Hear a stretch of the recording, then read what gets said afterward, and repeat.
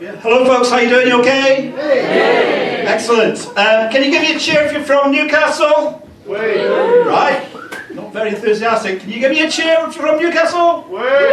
Yes, one person's enthusiastic. Can you give me a cheer if you're from outside Newcastle? Way. Fantastic. Can you give me a cheer if you're from another planet? I'm from Bridgeton in the east end of Glasgow, but you might notice from my accent I'm not exactly from Bridgeton in the east end of Glasgow. Very interesting being English and coming from Bridgeton. I can't go to a pub because people think I'm a policeman or a priest. I'm doing a service to the local community by taking confessions, then taking people off to prison. So, it's great. I've been in Bridgeton for about the last 20 years. Do you guys know or have seen the film called The Angel Share? Yeah. Yes? You've seen The Angel Share? The main actor in The Angel Share is a guy called Paul Brannigan. He's from round my way, so I was quite excited when it came out. I've got a little Jack Russell, taken for a walk every day, so I had a chat with a fellow dog walker about The Angel Share, and he said, that's got Paul Brannigan in it, hasn't it? And I went, yeah. And he said, oh, he stabbed me once. It's nice to see he's doing okay. Forgiveness Brigton style, it's great. So I've recently finished a master's. Thank you, in biblical interpretation. Yeah, that's the usual reaction. Yes, don't worry, the knob joke's coming, so feel like strap in. I didn't even intend that to be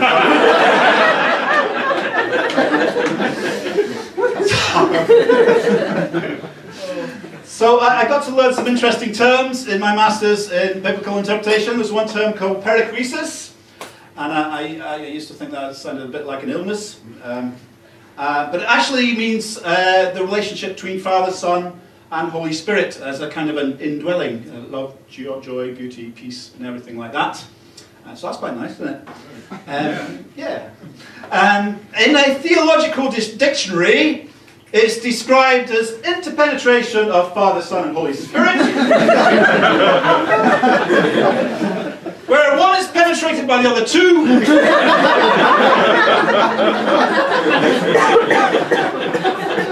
and he penetrates the other two as well. It's a holy threesome, perhaps. Yes. So you're probably all familiar with the story of Israel in slavery in Egypt. And Moses goes out to the desert and goes back to Pharaoh, says, let my people go. Pharaoh lets them go. They get freedom. Yes. Yes, it was, yeah, Mel Gibson. Scottish, Moses was. So he gets out, they go out to the desert, he goes to Mount Sinai, gets 10 Commandments, come back down, and then they have a nice life. Until they get a succession of kings that get more and more evil until we get to King Ahab, who is very evil. So can I get a boo? Boo. Yes, yes. So so he marries a foreign princess from the land of Canaan called Jezebel. Now Jezebel worships the Canaanite storm and fertility god called Baal. And Ahab starts worshipping Baal against the law from Yahweh, the Jewish God, what we know as God. You'll have no other gods before me, so can I get another boom? Ooh, yes, good, yes. So, yes. So he was a bit of a naughty boy. So there's a bunch of prophets of Yahweh that told them he wasn't doing the right thing, and Jezebel wasn't happy with that, so she killed them all. So can I get a boo for Jezebel? Ooh, yes, yes, yes. Ooh, yes. Until there was just one left called Elijah, and he went up to King Ahab and he said, "Oh, you're not doing the right thing there, mate." He was from London. And King Ahab called him a troublemaker of Israel. And Elijah said, it's not me that's the troublemaker, it's you that's the troublemaker of Israel. So they had a little bit of an argument.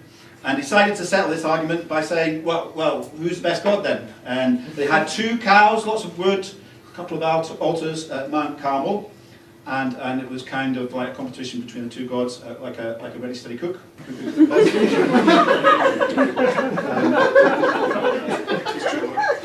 Yeah. And the prophets of Baal were praying to Baal, nothing was happening, and Elijah was saying to him, maybe he's got a toilet, maybe he's on holiday, maybe you should pray hard, nothing. And then Elijah prays to Yahweh, fire comes down and cooks the cow, and they have a bit of barbecue. Yeah, so that's right, Elijah was happy, and then he killed all the prophets of Baal. So can I get a cheer for Elijah? Yes. And Jezebel wasn't very happy with that, so she said, may I do the same to you, or may the gods do something worse to me? And to cut a long story short, Jezebel ends up getting killed, and her body gets eaten by dogs.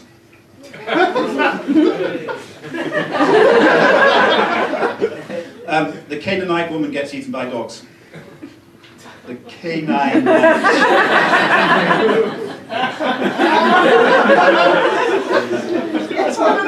great. Yes. So I spent a lot of time on my own.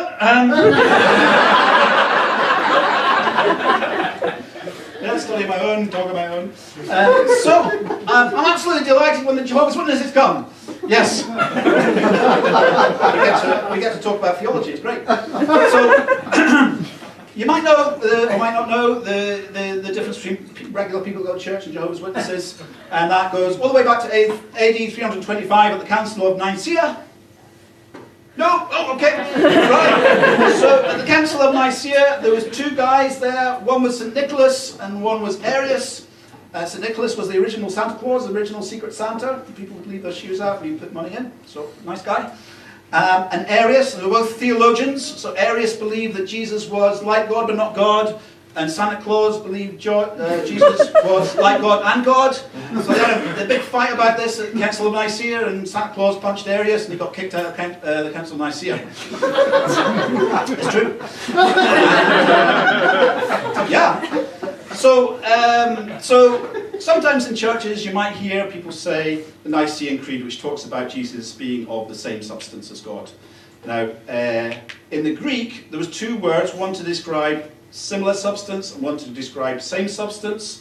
One was homoousis and one was homoousis. The difference between the 2 words is the Greek letter I, iota, where the phrase "it doesn't make one iota of a difference" comes from, because ironically it makes a huge difference as to whether Jesus was God or just a man.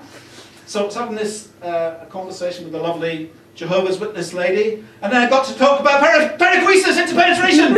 Yes. So she thanked me for the conversation, and I haven't seen anything of her since. So hopefully that's given you a few ideas of what to say to Jehovah's Witnesses. But don't worry if you get accused of blasphemy, because it's me that's going to hell and the effect will wear off after a few weeks. So thanks for listening, you've been a wonderful audience, and you've got a great night ahead of you. Enjoy the rest of your evening. Cheers.